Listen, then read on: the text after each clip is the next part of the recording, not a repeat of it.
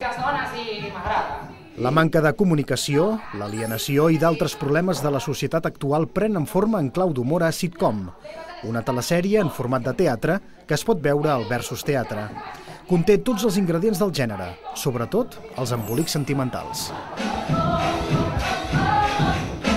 L'obra es diu Sitcom perquè la meva manera d'entendre el ritme de comèdia és més semblant a les comèdies de situació americanes que eren escrites per televisió, que era com una espècie de teatre filmat en públic en directe de vegades o amb riures gravats. És una comèdia d'embolics.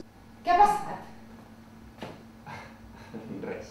Res? Sí, no et preocupis, no té cap importància. Ah, no, eh? Tu em dius què està passant, eh? Tu no em deixes així, tu no vas aquí sense dir res, que no m'hagis de dir, eh? El subtext de l'obra és que estem tots molt malament, que el ser humà està molt malito, però si ho veiem amb una certa perspectiva, aleshores fa bastant gràcia. Jo crec que és part de la comèdia europea. Ai, Maria, estic molt malament, eh? Estic a punt de posar-me a plorar a l'espai vital d'un boig del ioga que no fuma ni pren cafè. Però mira, per sort, no sembla gaire perillós i em manca el meu espai net de males vibracions. Què més puc demanar?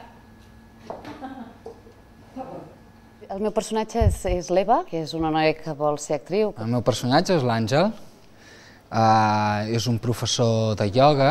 El meu personatge és la Maria i és una dona amb un caràcter molt fort.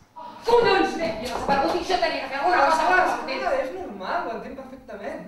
Tota comèdia es basa en malentesos. I en aquest cas, els malentesos aprofitem situacions de la nostra vida quotidiana en una ciutat com Barcelona i retrata, de certa manera, la incomunicació que es dona en una societat com la nostra on la comunicació crea incomunicació. Maria, digue-li que és veritat, que això no ho vaig pagar! Aquí no és això, no, que això és un bullshit. No, digues, Maria. Tu vas pagar l'Àngel? Sí, el vaig pagar. Et va pagar? Sí, em va pagar, però no em fa res, de veritat.